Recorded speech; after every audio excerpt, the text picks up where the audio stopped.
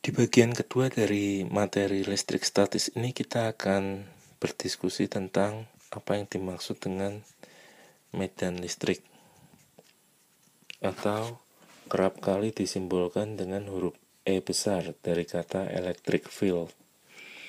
Nah, medan listrik sebenarnya didefinisikan sebagai gaya kulom persatuan muatan.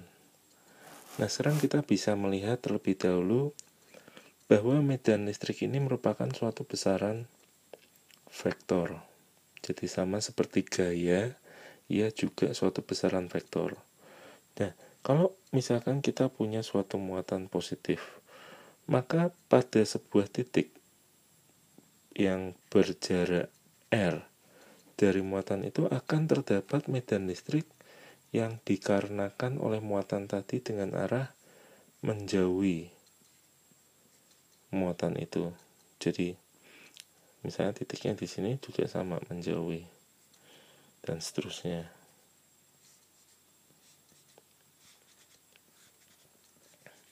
Nah, kalau misalkan muatannya adalah muatan negatif, maka medan listrik di suatu titik adalah berarah menuju atau mendekati muatan tersebut.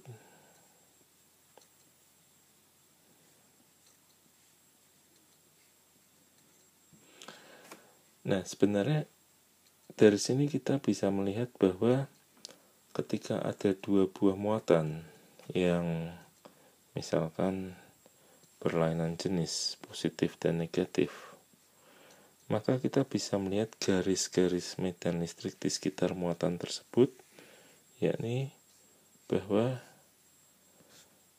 garis medan listrik dari kedua muatan itu akan tersambung seperti ini. Nah, ini yang membedakan dengan ketika ada dua muatan yang sejenis dan mereka tolak menolak, di mana garis medan listrik ini boleh dikatakan tidak terhubung.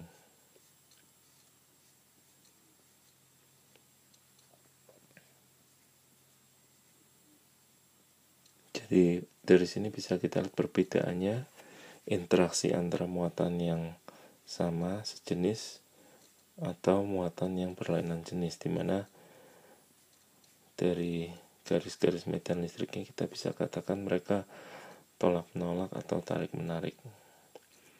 Nah, jadi kalau yang seperti ini adalah yang tolak menolak.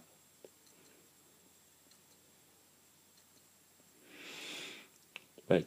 Nah, selanjutnya besar medan listrik yang ada di suatu titik tadi pada jarak R, nilainya dipengaruhi oleh besar muatan yang mengakibatkan medan listrik tersebut dan juga jarak R, di mana besar dari medan listrik ini sebanding dengan muatan itu yang menghasilkan medan listrik berbanding terbalik dengan kuadrat R. Nah, di sini kita perlu tuliskan suatu konstanta K. Nah, jadi konsep yang bisa kita lihat dari medan listrik ini adalah begini, bahwa suatu muatan akan menghasilkan medan listrik di sekitarnya. Jadi ruangan di sekeliling muatan tadi akan memiliki apa yang dinamakan medan listrik. Nah, sekarang kalau kita membawa muatan kedua di suatu titik, muatan Q kecil, nah, karena di ruangan ini terdapat medan listrik, maka muatan Q ini akan memiliki atau mengalami gaya kulom. Jadi ini konsep yang sangat penting. Kalau misalkan kita punya benda bermuatan listrik, kita bawa tapi ke daerah atau ruangan yang tidak ada medan listriknya, maka tidak akan ada gaya pada muatan tersebut. Jadi kita bisa nyatakan misalkan muatan ini muatan negatif. Nah, dia nanti akan mendapat suatu gaya dari muatan pertama yang ditarik, dimana besar gayanya sama dengan K dikali Q kecil per R kuadrat. Nah, kita tahu tadi bahwa K besar per R kuadrat adalah medan listrik di tempat itu oleh karena muatan yang pertama. Nah, jadi dari sini kita bisa lihat satu konsep yang penting dan sederhana, yakni bahwa untuk membuat suatu muatan mengalami suatu gaya kulom, maka di tempat itu harus ada medan listriknya. Nah, gaya kulom yang dialami oleh muatan ini sebesar medan listrik di tempat itu dikali muatan tersebut. Nah, jadi kita penting bagaimana mencari medan listrik di suatu titik oleh muatan-muatan. Sekarang, nah misalkan begini, ini ada muatan Q1 positif, misalkan 2 kulom, lalu ada muatan Q2 misalkan negatif 3 kulom. Lalu katakanlah ada suatu titik di sini, titik A berjarak 1 meter, dan tadi antara Q1 dan Q2 juga berjarak 1 meter. Nah, pertanyaannya adalah berapa medan listrik di titik A. Jadi memang ini yang membedakan soalnya dengan gaya kulom. Kalau di A tadi terdapat muatan, maka yang ditanyakan tentu adalah gaya kulom pada muatan itu. Namun, kalau misalkan di sini hanya berupa satu titik saja atau tempat posisi, maka yang kita tanyakan adalah medan listriknya.